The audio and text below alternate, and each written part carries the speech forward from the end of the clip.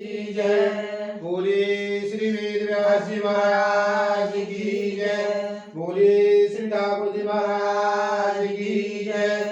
श्रीमन नारायण नारायण नारायण श्रीमन नारायण नारायण नारायण भजमन नारायण नारायण नारायण भजमन नारायण नारायण नारायण ब्रह्म नारायण नारायण नारायण ब्रह्म नारायण नारायण नारायण बदरी नारायण नारायण नारायण बदरी नारायण नारायण नारायण श्रीमन नारायण नारायण नारायण श्रीमन नारायण नारायण नारायण भजमन नारायण नारायण नारायण भजमन नारायण नारायण नारायण विष्णु नारायण नारायण नारायण विष्णु नारायण नारायण नारायण बोले श्री विष्णु भगवान की जय।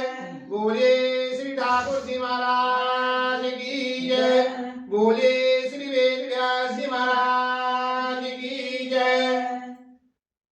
पौष मास शुक्ल पक्ष पुत्रदा एकादशी। एक दिन अर्जुन ने पूछा, हे कृष्ण, आप पौष माह के व्रत के बारे में समझाइएगा। उस दिन कौन से देवता की पूजा होती है तथा उसकी क्या विधि है। इस पर श्री कृष्ण भगवान बोले, हे अर्जुन, पौष मास की शुक्ल पक्ष की एकादशी का नाम पुत्रदा एकादशी है। इसका पूजन विधि से करना चाहिए। इस व्रत को नारायण भगवान की पूजा करनी चाहिए। संसार में पुत्रदा एकादशी के व्रत के समान अन्य दूसरा कोई व्रत नहीं है। इसके पुण्य से मनुष्य तपस्वी, विद्वान और धनवान होता है। इस एकादशी की कथा इस प्रकार है, उसे ध्यान पूर्वक सुने। भद्रावती नगरी के में सुकेतुमान के नाम का एक राजा राज्य करता था। वह निसंतान था। उसकी स्त्री का नाम सैप्या था। वह सदैव निपुत्र होने के कारण चिंतित रहती। उसे पुत्रहीन राजा के पितर रो रो कर पिंड लेते थे। इसके बाद हमें कौन पिंड देगा। इधर राजा को बंधु बांधव, मंत्री, मित्र, राज्य, हाथी, घोड़ा आदि से भी संतोष नहीं था। इसका एकमात्र कारण था पुत्र न होना। वह विचार करता था कि मेरे मरने पर मुझे कौन पिंड देगा। बिना पुत्र पितरों को और देवताओं से ऋण नहीं हो सकता है। जिस घर में पुत्र न हो वहां सदैव अंधेरा ही रहता है। इस तरह राजा रात दिन इसी चिंता में लगा रहता। एक दिन राजा ने अपना शरीर त्याग देने की सोची, परंतु विचार करने लगा, आत्मघात करना महापाप है। राजा इस तरह मन में विचार करके एक दिन छिपकर वन में चला गया। राजा घोड़े पर सवार होकर वन में पक्षियों और वृक्षों को देखने लगा। उसने वन में देखा कि मृग, बाघ, सुअर, सिंह, बंदर, सर्प आदि भ्रमण कर रहे थे। हाथी अपने बच्चों और हथियों के बीच में घूम रहा है। उस वन में राजा ने देखा कि कहीं तो सियार कर्कश शब्द कर रहे हैं, कहीं मोर ध्वनि कर रहे हैं। वन में दृश्यों को देखकर राजा सोचा, विचार के दोपहर में हो गई। अब राजा को भूख और प्यास लगने लगी।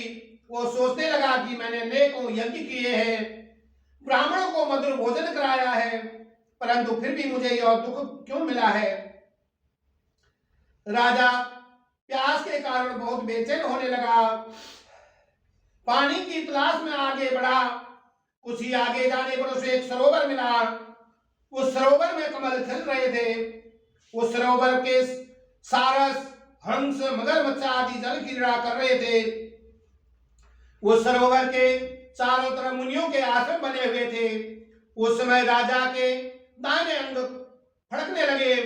राजा मन में प्रसन्न होकर सरोवर के किनारे बैठे हुए मुनि को देखकर घोड़े से उतरा और दंडवत प्रणाम करने के बाद उनके सम्मुख बैठ गया। राजा को देखकर मुनीश्वर बोले, हे राजन, हम तुमसे अत्यंत प्रसन्न हैं। तुम इस जगह कैसे आए हो, सो कहो। इस पर राजा ने उनसे पूछा, हे मुनीश्वरों, आप कौन हैं और किस लिए यहाँ पधारे हैं? तो कृपा करके मुनि बोले, हे राजन, आज पुत्र की इच्छा वाले को उत्तम संतान देने वाली पुत्रदा एकादशी है। हम लोग विश्वदेव हैं, इस सरोवर पर स्नान करने आए हैं। इस पर राजा बोला, हे मुनीश्वर, मेरा भी कोई पुत्र नहीं है। यदि आप मुझ पर प्रसन्न हो तो एक पुत्र वरदान दीजिएगा। मुनि बोले, हे राजन, आज पुत्रदा एकादशी है, इसका व्रत करें। भगवान की कृपा से आपको अवश्य पुत्र प्राप्त होगा। मुनि के वचनों के अनुसार राजा ने उस दिन प्रायण किया और मुनियों को प्रणाम करके अपने महल को वापस चला गया। रात्रि में रानी के गर्भ को धारण किया। 9 माह के पश्चात उसे उत्तम पुत्र रत्न प्राप्त हुआ। वह राजकुमार बड़ा होने पर अत्यंत वीर, धनवान, यशस्वी और प्रजा का पालक बना।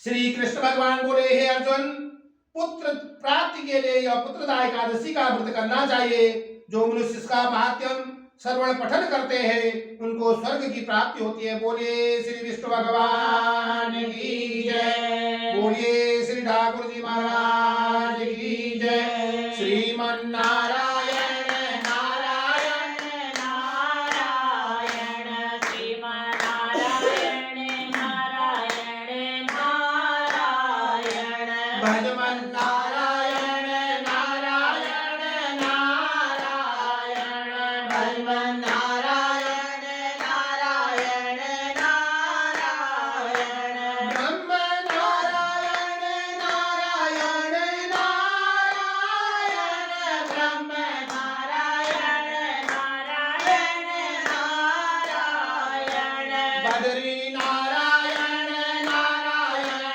नारायण, बद्री नारायण नारायण नारायण, श्रीमन नारायण नारायण नारायण, श्रीमन नारायण नारायण नारायण, भजमन नारायण नारायण नारायण, भजमन नारायण नारायण नारायण, श्रीमन नारायण नारायण नारायण, श्रीमन नारायण नारायण नारायण।